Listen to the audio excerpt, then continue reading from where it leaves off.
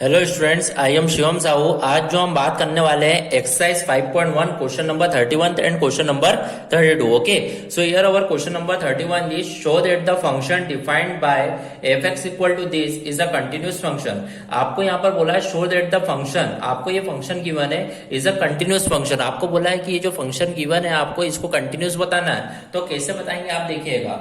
जब आप इसे सॉल्व करें तो आप देखेंगे जो आपका फंक्शन है एफ एक्स इक्वल टू क्या है, कॉस एक्स स्क्वायर। ओके, तो यहाँ पर आपने देखा जो आपको फंक्शन गिवन है वो क्या गिवन है, कॉस एक्स स्क्वायर। तो आपको देखते से यही समझ में आ जाना चाहिए जो ये फंक्शन आपको गिवन है कॉस एक्स स्क्वायर, मतलब ये कंपोजिट फंक्शन है। ये जो है कौन सा फंक्शन है, कंपोजिट फंक्शन। कंपोजिट फंक्शन मतलब ये दो पार्ट में डिवाइड है आपका फंक्शन, ठीक है। तो वो किस तरीके से करा जाता है तो आप ये समझिएगा। देखो, आप सबसे पहले ये समझिए दिस फंक्शन जो है, this function is a composite function. ये जो फंक्शन है वो क्या है, कंपोजिट फंक्शन है। ओके, तो यहाँ पर इसको किस तरीके से करते हैं वो अपन समझते हैं। देखिए, जैसे cos x स्क्वायर, इसको दो पार्ट में अपन डिवाइड करेंगे। जैसे मान लीजिए एक px आपका एक फंक्शन है, उसको मैं लिख रहा हूं कि यह आपको px जो दिया हुआ है मान लीजिए cos x है। ओके, और जो आपका जो qx है मान लीजिए वो आपको दिया हुआ है x स्क्वायर। ये जो cos x स्क्वायर है इसको दो पार्ट में कन्वर्ट करा, cos x मतलब आपका ये px है, और जो इसकी पावर है x स्क्वायर उसको मैंने क्या बोल दिया, x स्क्वायर बोल दिया। ओके, तो यहां पर मैंने देखा जब मैं p ऑफ क्यू एक्स में फाइंड करूंगा, p ऑफ क्यू एक्स मतलब p ऑफ क्यू एक्स जब मैं फाइंड करूंगा तो इसको किस तरीके से किया जाए देखिएगा। p ऑफ क्यू एक्स मतलब p ऑफ क्यू एक्स क्या है आपका x स्क्वायर। अब करना है p ऑफ x स्क्वायर, तो p जो है आपका क्या है, cos x स्क्वायर रखना टर्म, तो मतलब जो p ऑफ क्यू एक्स जो आएगा वो क्या आएगा आपका, p ऑफ x स्क्वायर क्या आएगा, cos x स्क्वायर आपका आएगा। ओके, यहां पर अपन देखे ये जो आपको फंक्शन है ये क्या है, कंपोजिट फंक्शन है। कंपोजिट फंक्शन दो पार्ट में डिवाइड होता है, तो मान लीजिए cos x आपका px है और x स्क्वायर आपका क्या है, qx। जब p ऑफ qx आप निकालोगे, ऑफ का मतलब क्या होता है, p ऑफ q है, इसको इस तरीके से लिखते हैं। फिर p का p, qx की वैल्यू क्या है आपकी x स्क्वायर, फिर p of x square, p of x square मतलब p क्या है आपका cos x, और x स्क्वायर रखना एक चाहिए, तो cos x स्क्वायर आपका आ चुका है। ओके, फिर आप देखिएगा p ऑफ qx आपका cos x स्क्वायर आया। अब आपने देखा px और qx, px जो है आपका क्या है, ट्रिग्नोमेट्रिक फंक्शन है, मतलब ये continuous at all real number. Okay, और qx जो है आपका ये पॉलिनोमियल फंक्शन है, ये भी continuous at all real number. तो यहाँ पे लिखिए आप px is continuous at all real number. फिर आप देखो कि qx इज कंटिन्यूस, qx भी जो है वो भी कंटिन्यूस है at all real number. qx भी क्या है, कंटिन्यूस है ऑल रियल नंबर के। So it mean p of qx is a continuous function. So इसका मतलब यदि px कंटिन्यूस है, qx भी कंटिन्यूस है, तो इसका मतलब p ऑफ qx भी क्या होगा, कंटिन्यूस फंक्शन होगा। और जो p ऑफ qx है cos x स्क्वायर, इसका मतलब वो क्या है, f ऑफ x।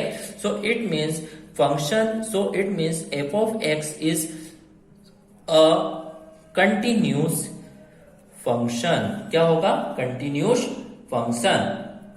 तो देखिए, जब भी कंपोजिट के टर्म में आपका क्वेश्चन आता है तो दो पार्ट में डिवाइड करना है, p ऑफ qx निकाल लीजिए। फिर आप देखिए p ऑफ x और q ऑफ x क्या कंटिन्यूस है, यदि वो दोनों कंटिन्यूस है तो जो भी आपका फंक्शन रहेगा वो भी क्या हो जाएगा, कंटिन्यूस फंक्शन हो जाएगा। ओके, देखिए यहाँ पर अपना क्वेश्चन नंबर 31 कंप्लीट हुआ। अब अपन बढ़ते हैं अपने नेक्स्ट क्वेश्चन 32 की तरफ। 32 क्वेश्चन क्या लिखा हुआ आप यहाँ पर समझिएगा। देखिए, आपने देखा ये जो क्वेश्चन है, आपने देखा show that the function defined by f of x equal to modulus of cos x is a continuous function.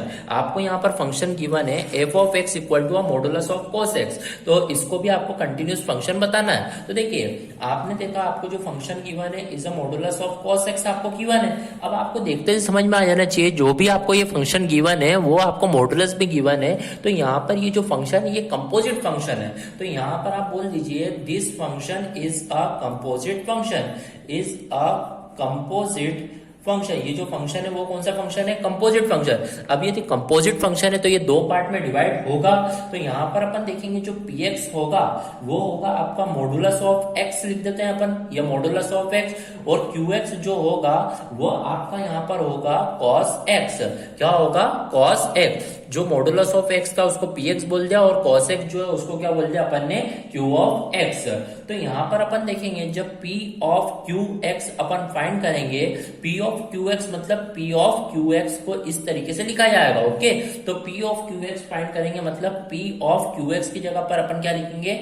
cos x लिखेंगे। अब मैंने देखा p क्या है आपका? मॉडुलस ऑफ x, और x की जगह पे क्या लिखना है? cos x। तो ये मॉडुलस ऑफ cos x, तो इसका मतलब p ऑफ qx जो आया आपका वो क्या आ गया? Modulus of cos x। किसके इक्वल है? आपके फंक्शन f ऑफ x के क्या है? इक्वल है। ओके, तो आप देखोगे आपका जो p ऑफ x है मॉडुलस के फॉर्म में, ये तो हमेशा कंटिन्यूस हो गई सही। q ऑफ x जो है वो ट्रिग्नोमेट्रिक फंक्शन है, ये भी continuous at all real number. तो यहां पर आपको लिखना होगा qx is continuous at all real number। Okay, फिर यहां पर px is continuous at all real number। यदि रीजन देना चाहते हो कि px कंटिन्यूस क्यों है? बिकॉज ऑफ मॉडुलस भी बोल सकते हैं। ओके, तो इसका मतलब सो p of qx is a continuous function. इसका मतलब p ऑफ qx भी क्या हो गया? Continuous function. So fx is a